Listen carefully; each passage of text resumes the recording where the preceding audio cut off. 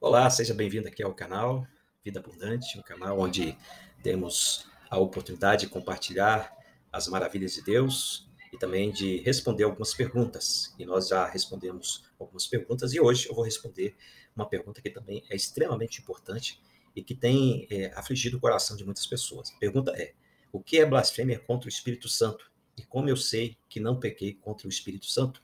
Então, por que que esse assunto é um assunto que gera muita preocupação no coração de muitas pessoas? Porque a blasfêmia, ou o pecado contra o Espírito Santo, é o único pecado que é imperdoável. Jesus falou em Mateus 12, 31 e 32 o seguinte: por isso vos declaro, todo pecado e blasfêmia serão perdoados aos homens, mas a blasfêmia contra o Espírito não será perdoada. Se alguém proferir alguma palavra contra o Filho do Homem, ser-lhe-á isso perdoado, mas se alguém falar contra o Espírito Santo, não lhe será isso perdoado, nem neste mundo e nem no mundo futuro. Então, diante dessa realidade, que realmente deve nos levar a um cuidado e zelo maior, alguns teólogos e cristãos, eles trazem algumas interpretações. Eu quero aqui compartilhar rapidamente algumas interpretações mais comuns em relação a esse tipo de pecado contra o Espírito Santo. A primeira interpretação que nós encontramos é que a blasfêmia contra o Espírito Santo é o ato de atribuir as obras de Deus a Satanás. Então, nesse contexto, é que ocorre quando uma pessoa atribui essa obra de Deus, ou as obras de Deus, as obras milagrosas, maravilhosas do Espírito Santo, a uma força maligna ou demoníaca, negando assim a autoridade e o poder de Deus. Segundo essa interpretação, isso então se daria o pecado contra o Espírito Santo. A segunda interpretação é a rejeição persistente ao Espírito Santo. Então, essa também é uma interpretação consistente que, aliás, os reformadores defendiam e os teólogos reformados modernos também defendem, né? Ou seja, é uma rejeição contínua e consciente da graça e a convicção oferecidas pelo Espírito Santo. Então, essa rejeição leva a uma situação em que o indivíduo se torna incapaz de se arrepender e aceitar a salvação. A terceira interpretação que se dá em relação à blasfêmia contra o Espírito Santo está relacionado à apostasia final. Então, nessa visão, a blasfêmia contra o Espírito Santo é entendida como um abandono definitivo da fé em Cristo após ter experimentado a graça e o poder de Deus. Essa apostasia é uma rejeição irrevogável da salvação oferecida por Deus. Nesse caso, então, a blasfêmia contra o Espírito Santo é um pecado que envolve a rejeição contínua e consciente da graça de Deus, tornando o perdão impossível para aqueles que persistem nessa rejeição. Essa é a interpretação e esse é o ensino dos teólogos reformados. Então, na teologia reformada, o Espírito Santo ele desempenha um papel crucial na salvação, operando regeneração e a conversão do coração humano. Portanto, rejeitar a obra do Espírito Santo é rejeitar a própria graça de Deus que conduz à salvação. Essa rejeição persistente, consciente da graça de Deus, torna impossível para a pessoa receber perdão e salvação, pois ela não está disposta a se arrepender e aceitar a obra redentora de Jesus Cristo.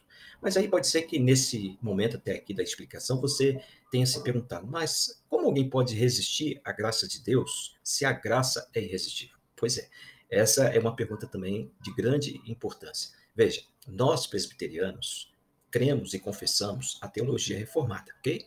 Cremos que a graça de Deus é irresistível. E esse é um dos 5 pontos do calvinismo, que ensina que quando Deus escolhe uma pessoa para salvar, sua graça trabalha de tal maneira que o coração do eleito é efetivamente transformado, levando-o a aceitar a salvação em Cristo Jesus. Então, a ideia de resistir à graça de Deus aqui não contradiz necessariamente com a doutrina da graça irresistível, porque a resistência à graça de Deus pode ser entendida de duas maneiras. A primeira maneira como nós podemos entender essa doutrina é que se trata de uma resistência temporária. Sim, nesse caso, uma pessoa pode resistir à graça de Deus por um período, mas eventualmente a graça irresistível triunfa, transformando o coração do eleito, levando-o à salvação.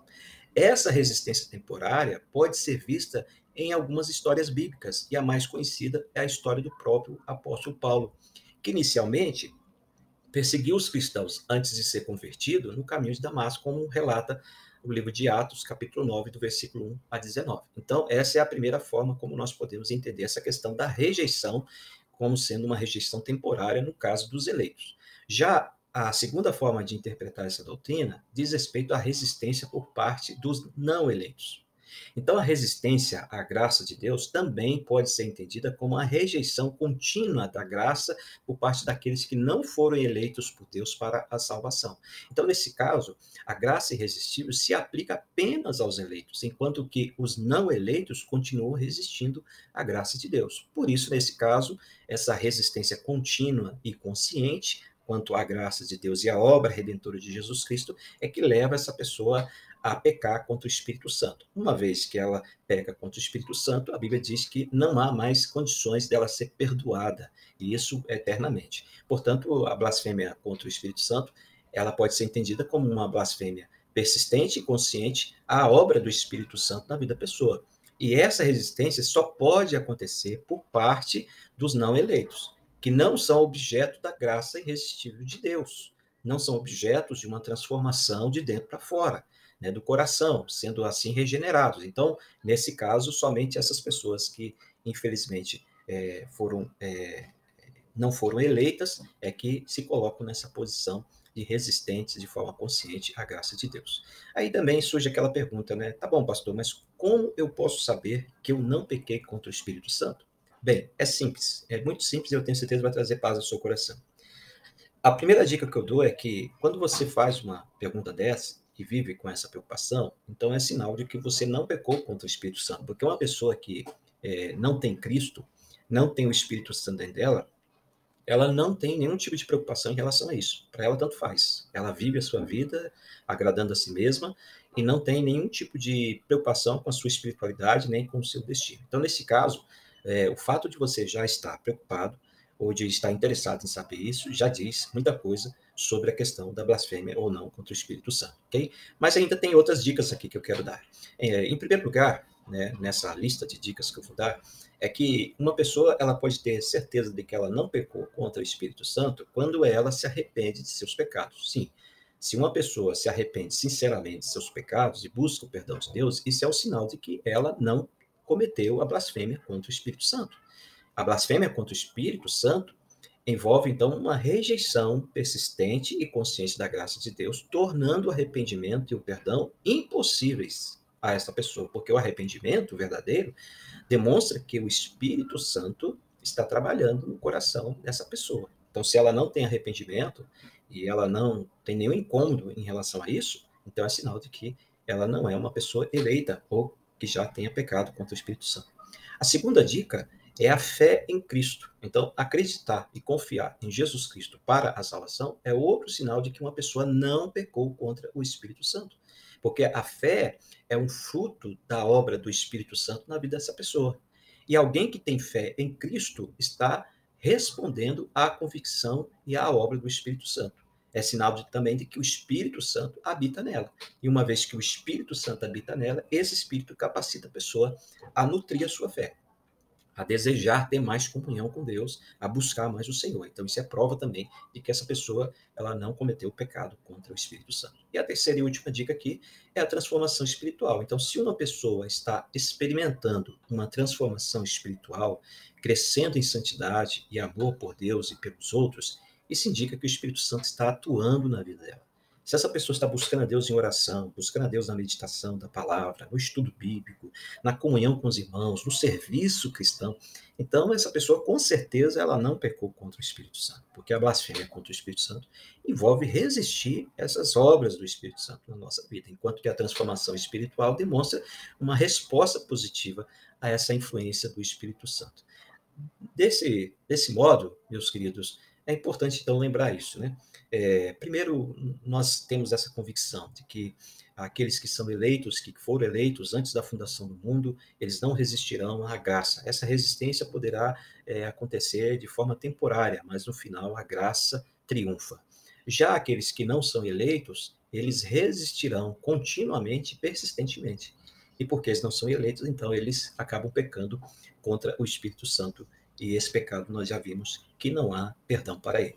Mas, embora você tenha essa convicção, graças a Deus, então eu sou um cristão regenerado, tenho o Espírito Santo, não pequei contra o Espírito Santo, nós precisamos, mesmo assim, sermos zelosos e cuidadosos no nosso relacionamento com a pessoa do Espírito Santo. A Bíblia diz que nós não devemos desprezar as profecias e nem apagar o Espírito em nós. Então, nós temos que viver de tal modo que as pessoas possam ver em nós o fruto do Espírito: amor, alegria, paz, longanimidade, benignidade, fidelidade, bondade, mansidão e domínio próprio. Então, esse fruto do Espírito também reflete muito sobre o nosso relacionamento com o Espírito Santo. Então, viva em santidade, viva na presença do Senhor, adore a Deus com todo o seu ser, entregue toda a sua vida ao Senhor, disponibilize a Ele os seus dons, seus talentos, e procure viver uma vida tal que as pessoas possam sentir o bom perfume de Cristo na sua vida e também possam ver os frutos do Espírito Santo no seu coração, certo? Então, que Deus te abençoe e que essa palavra possa entrar profundamente no seu coração, trazendo paz à sua vida, ok? Antes de terminar, eu peço a você, se você não é inscrito no nosso canal, se inscreva, né, faça um comentário, também dê um joinha e clique lá sobre o sininho para você receber as notificações de novos vídeos que irão surgir com certeza. Deus abençoe, fique na paz do Senhor Jesus Cristo.